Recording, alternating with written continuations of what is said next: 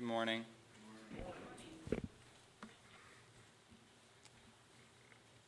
In 2004, the UU World magazine asked for contributions from readers that they called elevator speeches.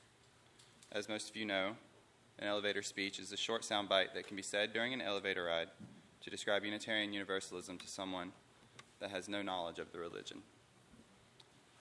I was not a Unitarian Universalist in 2004, but as any UU can tell you, questions about what Unitarian Universalism teaches are abundant, and I have come to recognize the need in having a short sentence or two prepared for such a situation. I faced this situation at work when a coworker asked me what exactly it was that my religion taught that allowed me, an atheist, to participate and be a member with all the rights and responsibilities that entailed.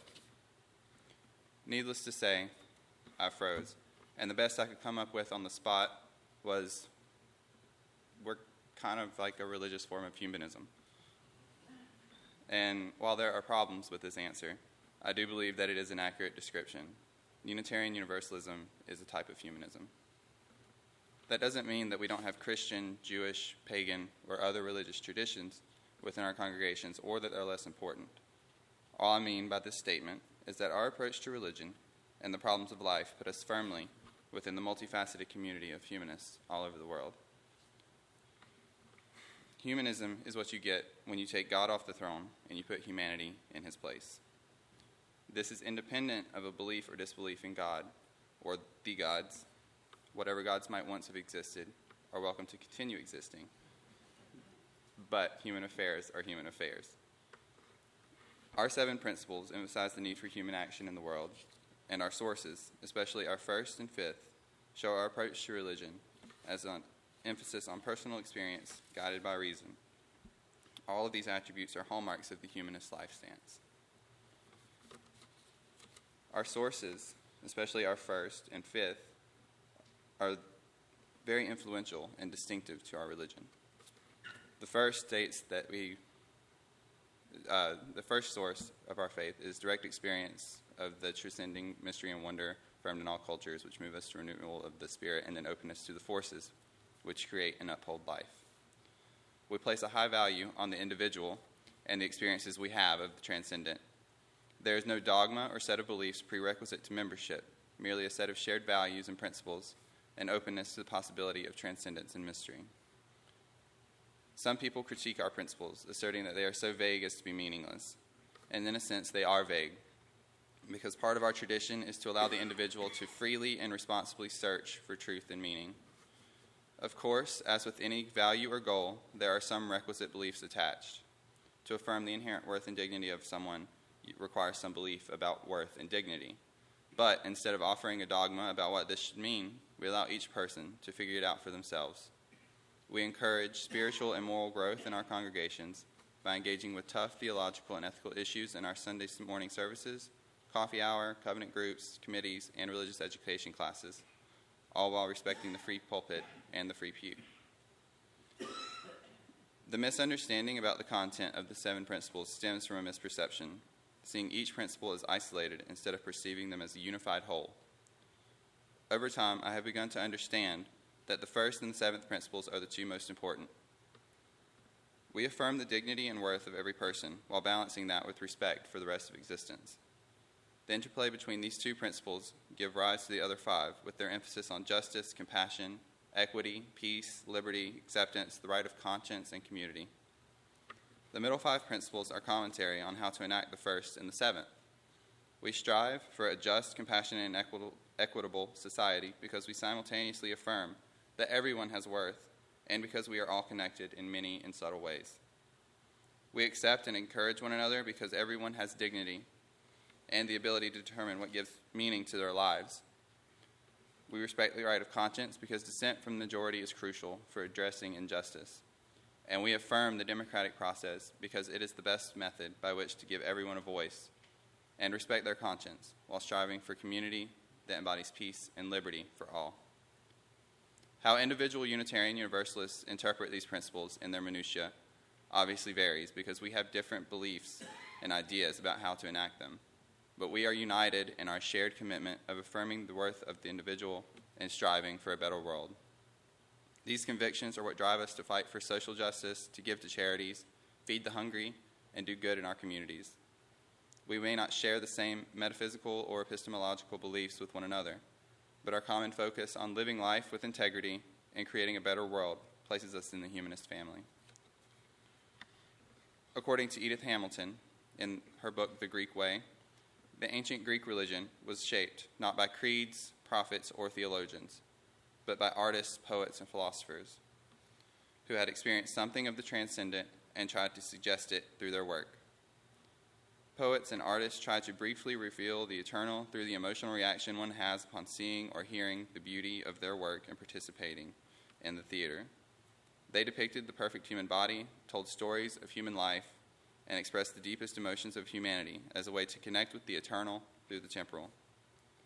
Meanwhile, the Greek philosophers were trying to uncover the truth about reality through the mechanism of reason in order to live in accordance with it, because they believed with a strong faith that the good was something worth striving for. Greek rationalism wasn't an idle activity. It was a path to the eternal good, the source of all being, and a means to achieving virtue, and therefore a good life. Socrates is the most notable exemplar of this method.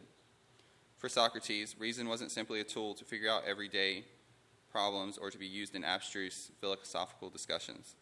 Reason was the way by which one discovered the nature of virtue and reality, and was therefore the means to a good life and peace of mind.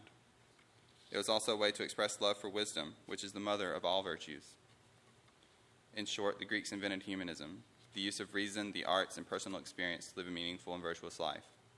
This same Greek humanism later came to influence the entire ancient world, including the flowering Christian and Jewish philosophy and theology.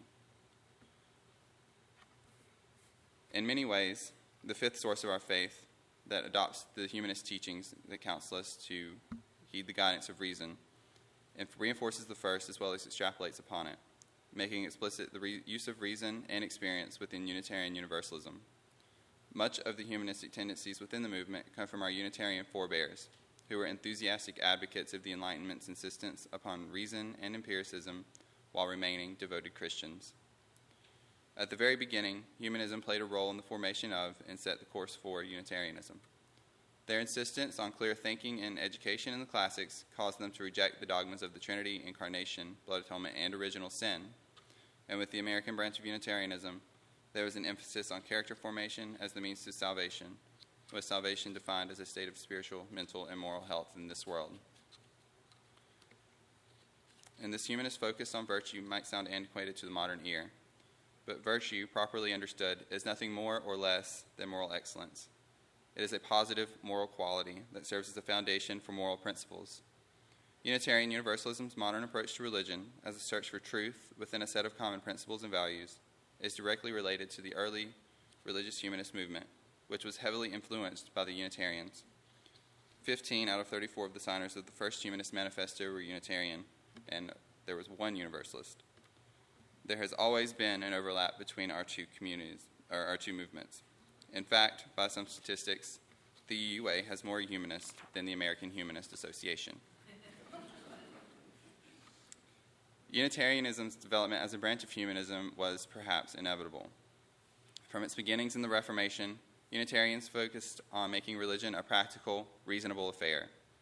In their view, the religion of Jesus told in the Gospels with its focus on serving God by serving humanity was the true spirit of Christianity, not the dogmas about Jesus that ignored his most basic teaching, to love your neighbor as yourself. Of course, they rejected the divinity of Jesus and developed their own theological traditions, but shared beliefs were never the most important aspect of Unitarianism, as those same theological traditions can attest. There was a wide array of theological positions about Jesus, ranging from the Arian or semi-divine understanding to the strictly monotheistic, and all were welcome under the Unitarian umbrella. Unitarianism stressed reason, compassion, and the search for truth and wisdom in religious matters, instead of adherence to a set of divinely ordained doctrines. In his book, The Elements of Unitarianism, George Chrysides argues that there's much in traditional Christian Unitarianism that naturally lends itself to humanism. Chrysides discusses the concept of universalized incarnation, the idea that Jesus was a human being who became divine instead of God coming down and becoming a man, and by his example gave every person the potential to become divine themselves. The idea of universalized incarnation was the basis for regarding each individual as having infinite worth, and it led to the modern humanist and Unitarian Universalist emphasis on the inherent worth and dignity of every person. The Unitarian focus on the worth of the individual and its rejection of the doctrine of original sin led to a human-centered, uplifting, and life-affirming faith. Traditional Unitarianism was focused on what humanity could become by following the example of Jesus in order to combat the darker forces of human nature and society. In the Gospels, Jesus is often shown violating common religious practices of the day. When his disciples were seen to pick heads of grain on the Sabbath and eat them, the Pharisees asked Jesus why he allowed them to do what was not lawful. His response was to provide examples from the Hebrew Scriptures of similar activity and state that the Sabbath was made for man, not man for the Sabbath. He then went on to heal a man with a shriveled hand and asked the obviously rhetorical question, which is lawful on the Sabbath, to do good or to do evil, to save life or destroy it? Repeatedly in the Gospels, Jesus turns the established orthodoxy on its head and places the well-being of people at the center of religion, while using reason and everyday examples to reinterpret the old and establish the new. He taught his followers to do good always, to disregard the rules when they do irrational harm, and to value the life of every person. The spirit of compassion, justice, and reason in religion, which is part of the Jewish prophetic tradition, influenced the early Unitarians, and through them eventually came to define the modern humanist approach to life and religion. Unitarian Universalism has adopted humanism, revived it in a world overrun with the dogmatic and authoritarian religions, and it has added its own post-Christian flavor, even adopted a symbol in honor of it. During World War II, the Unitarian Service Committee adopted the use of the flaming chalice in order to make their papers look official, to give dignity and importance to them, and at the same time to symbolize the spirit of their work. This symbol was devised by an artist named Hans Deutsch to evoke the same flaming chalices the Greeks and Romans put on their altars. He wanted to symbolize sacrifice and service, but also to represent the strain of humanism that ran through the Unitarian religion. "I am not what you may call a believer," he said, "but if your kind of life is the profession of your faith, as it is, I feel sure, then religion, ceasing to be magic and mysticism, becomes confession to practical philosophy, and, what is more, to active, really useful social work. And this religion, with or without a heading, is one to which even a godless fellow like myself can say wholeheartedly, yes."